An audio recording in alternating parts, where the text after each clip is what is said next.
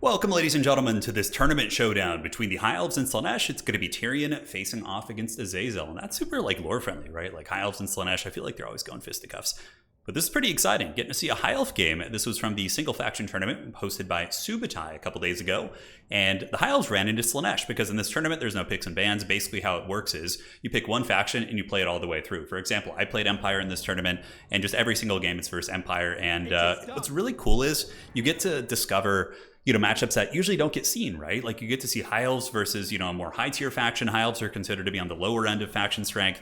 Slaanesh at the very top, with Vampire Counts and Tomb Kings and things like that. I do think Tomb Kings are probably the strongest faction, but anyways, this is a duel between Renegade Moose and the Sandwich. It's going to be Tyrion and Lothern Seaguard spam, which I really like. I feel like the Lothern Seaguard are going to be really solid here, right? If Slaanesh is going to be spamming their overpowered cav, the Hellstriders and the Hellscourge Striders, these guys don't care. They got spears. They're pretty durable in combat. They do have that martial prowess, which gives them 12 melee defense. So sitting at 52, I mean, they're going to be very resilient.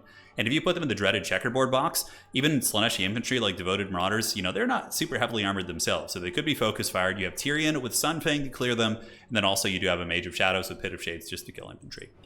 Now for the build here of Sandwich. Sandwich is going to be coming in with Azazel, Devoted Marauders, which are just so good. They outtrade most infantry for their price point, and a couple Fiends. The Fiends are kind of one of the, stranger techs here, but in theory they should be okay against High Elves. They have armor piercing, they have 95 speed, so any High Elf cavalry probably gets wrecked by Fiends.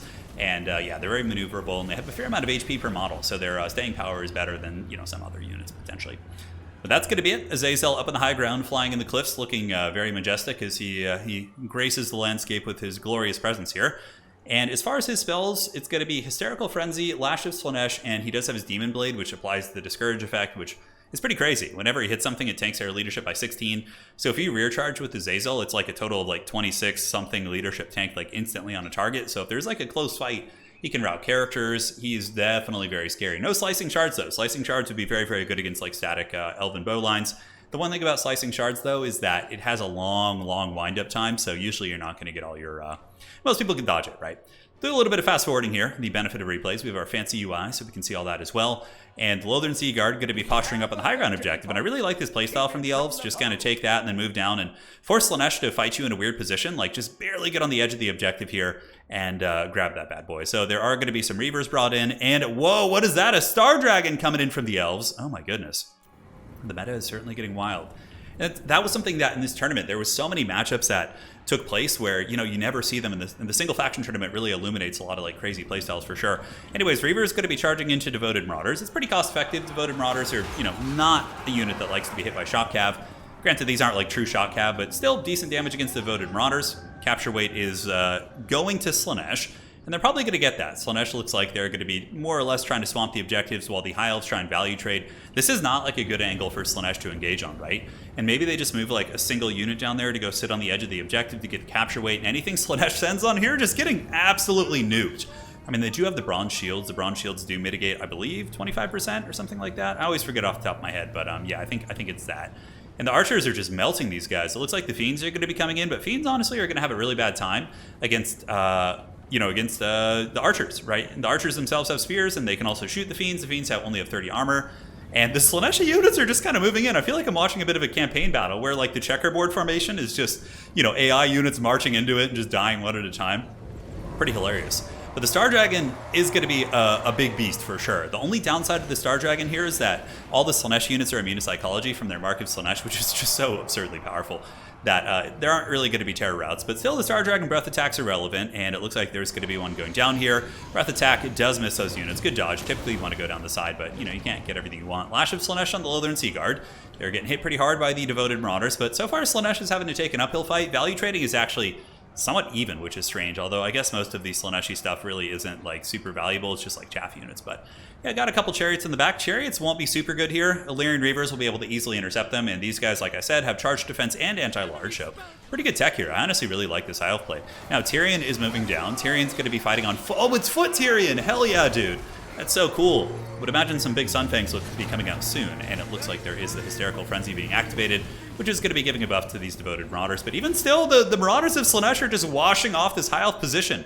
High Elves, and Arnheim is one of the maps where terrain really matters. Like, I've had Arnheim games as the Empire versus Skaven where I lose the game because, you know, I let them have the high ground and they nuke me. So I feel like you need to definitely contest the high ground a little bit more. Otherwise, like, they can get really good concave positions like this. Now, Sunfang going down, unfortunately for the Elves, it's going to be a pretty catastrophic miss there, as it does go down and isn't able to tickle the pickle of these Devoted Marauders. Even still, though, the Archers are getting that beautiful checkerboard formation. And Rangers, I believe, do beat Devoted Marauders. But again, they cost 100 more, so they should. But it's not the craziest trade in the world, but we'll have to see. So Rangers making their way down, going to be fighting against the Hellscourges. Hellscourges do have really, really high melee defense, but the Rangers do have a bonus for infantry and pretty good leadership themselves. Look at that, 111 leadership when they're fighting near Tyrion because of the Encourage. Slaanesh failing pretty rough on the high ground. The Reavers able to fend off the Horsemen, and the Slaaneshi Cav, they're really, really struggling. And honestly, it seems like the forces of Slaanesh are having a hard time finding a home here.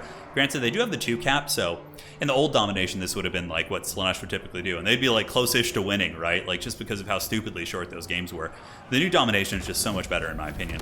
Slaanesh getting in there. Looks like there's some Demon Blade action going down. Going to be going after the Rangers. And now the Elves look like they're going to be making their way to the objective, where the Star Dragon is waiting to shine. Slaanesh hitting here with all of their very fancy cav, all these Hellstriders looking to push, but the High Elves aren't really giving them any good angles. Really, really good play in terms of the map awareness, and you know, picking your build based on the map is a big variable in domination. And you know, maps really do. Once we get more maps through the map pack that we're going to be doing for our contest and other stuff, it's going to be huge. Breath Attack going down, they're not terrible.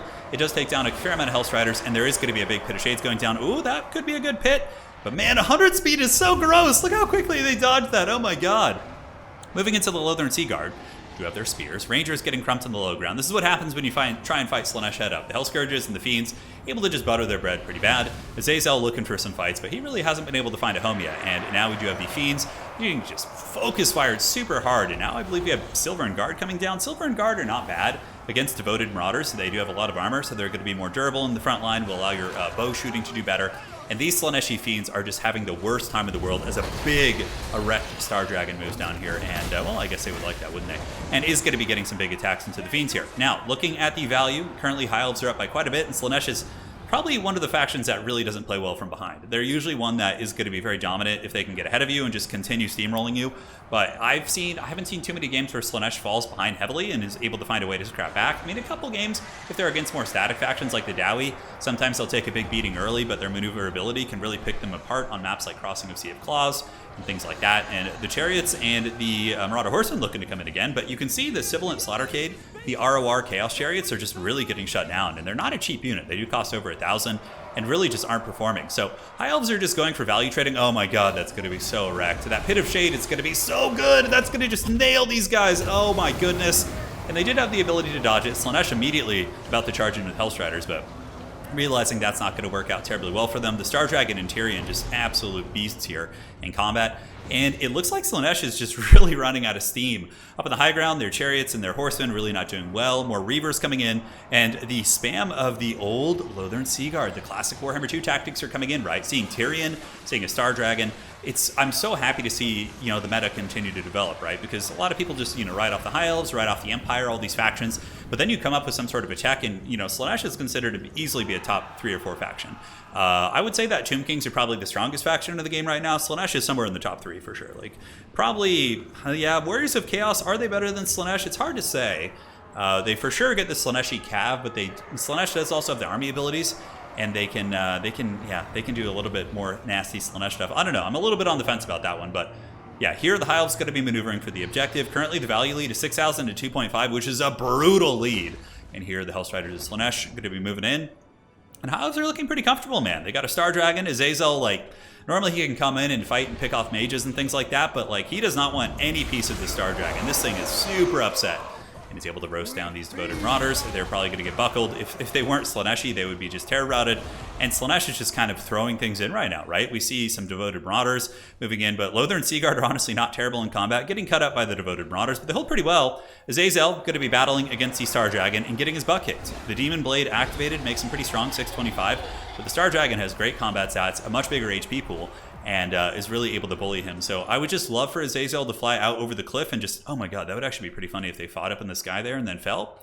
But the High Elves have the double objective. Looking at the current rate of victory, the High Elves will win in 451 seconds, whereas Slaanesh will win in 872. So obviously pretty favored for the High Elves. Pit of Shades going down up here once again. Still a very, very good spell. It's not as good as it used to be. The armor piercing got nerfed on it, and also the wind-up time is longer, and Slaanesh is pretty much able to always dodge it if they're paying attention.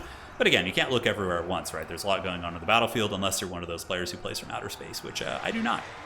So, Lothern Seaguard getting charged by Hellstriders, but they don't care. They have spears, they have good leadership, high melee defense. They're going to be pretty durable. Honestly, they should be able to fight off most of these Slaanesh units. On the low ground, Tyrion and the boys are just absolutely dominating. Devoted Marauders of Slaanesh going to be moving in, but they're just moving into their doom, really. They're just going to get crushed by Tyrion and the Dragon. And I just think that's GG. I don't think there's any coming back. We do have the Fireborn on their way in. Azazel's trying his best to scrap. Slaanesh still does have a point lead of 915, but dude, 10,000 value, 10.6 to 4.7 is a pretty colossal disadvantage. The Sibilant Slaughtercade causing problems, actually able to kind of break these guys. You can see their rampaging, Fascination going down, but I would imagine the Elves are going to be sending in more Lothern Seaguard, as well as more, and dude, they just seem to really be quite good against Slaanesh.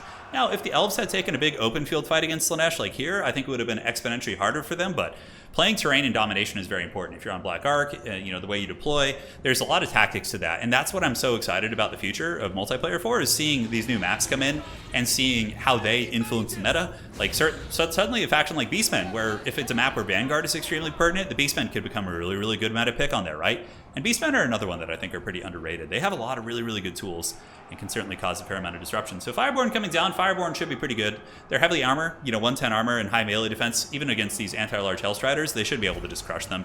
And here we see the Hellstriders moving out, Spears holding the objective here. Star Dragon basically just chasing Azazel, and you know, I'm surprised the Slaanesh player hasn't tapped out now. Fireborn going to be chasing, Pit of Shades going down on the Devoted Marauders, and the Hellstriders get in there, but they just get a huge charge from the Elven Cav as the Fireborn, just such a cool looking unit, are going to be getting their anti-large bonus. Like, everything here is anti-large, like the Lothern Seaguard.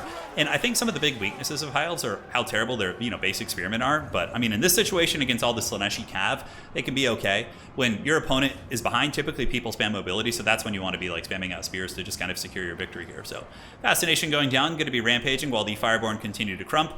Still a double cap, but yeah, it's getting pretty close to a victory here as the Star Dragon's able to just crush everything that kind of comes its way. Illyrian Reavers controlling that objective, and honestly just a rock-hard control here from the Elves. Looks like Hellstriders chasing here as we get more heavy cav coming in. Fireborn just melting those units as they engage with them. And then there's going to be another beautiful Pit of Shades. Man, Renegade Moose is the lord of the pits here. These pits have just been so good this game. Reavers getting crumped by Hellstriders. That's, you know, very, very common here in this matchup. But Azazel's on the run. Star Dragon just doing absolute work. Tyrion able to break down these spearmen. I feel like at one of those those auctioneers who just like rapid fire talking when I play cast during fast forward here. But Seekers do trade pretty well into these guys if they can get the charge. Azazel probably going to be dying. He's taking a lot of damage, and the High Elves do charge into the back. That is a rock hard triple cap for Tyrion, the heir of Venarian, and GG, well played. So guys, this was in a later round of a tournament. This wasn't like a casual ladder game. This wasn't a mismatch. These are two very good players who are in the later round of an event, right? So it goes to show that High Elves got some teeth, man. And that was really, really fun. Slaanesh is a top tier faction. One thing that the advantage the High Elves might have is that the Slaanesh players usually aren't used to playing against weaker factions, right? So sometimes you can catch them off guard, but that was still really, really cool. So GG, well played. Hopefully you guys enjoyed that one. We'll see you on the other side. Take care of yourselves. What's also neat is, if you guys are Kislev players, you could do something very similar to this by using Kossars. Not quite as durable, but you know, you can give it a try. Looking at value, yeah, really Slaanesh, nothing got good value. That was just a massive, massive landslide of punishment here, as most of these Lothern Seaguard got over 1,000 value. GG, well played. See you guys on the other side.